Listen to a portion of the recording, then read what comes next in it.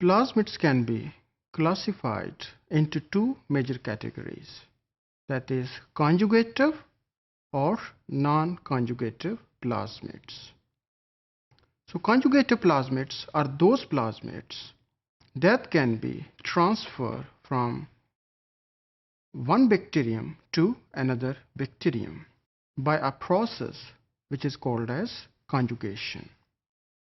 तो plasmid DNA जो है वो डोनर से रिसिपिएंट में शिफ्ट होता है, and hopefully you are well familiar with this process of conjugation.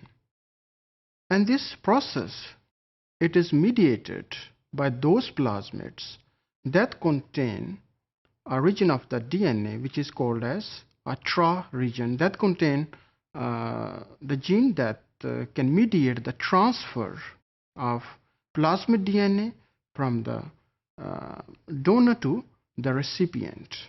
Whereas those plasmids that don't contain TRA genes that can facilitate the transfer of plasmid DNA, they are called as non-conjugative plasmids.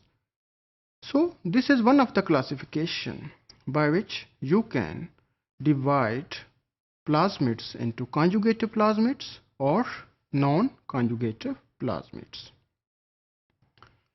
Another classification, it is based upon the copy number of the plasmids, that how many copies of the plasmids they are present in a particular bacteria or microorganisms. So plasmids, they may be high copy number, or they may also be called as relaxed plasmids. Relaxed plasmid means that copy number it is high, and on the other hand, if copy number it is low, then the plasmids they are called as the stringent plasmids.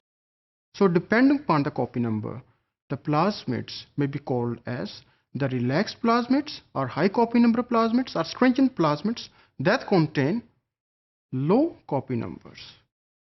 So those plasmids that mediate conjugation, mainly they are high molecular weight and they are present in low copy number. So this table indicates the properties of some conjugative and non-conjugative plasmids of gram-negative microorganisms.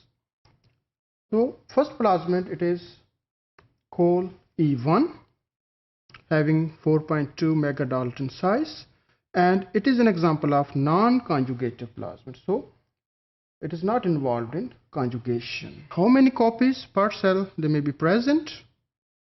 It is around 10 to 15 plasmids. And what type of phenotypic trait or beneficial trait it is introducing? It is the production of COL-E1 antibiotic here.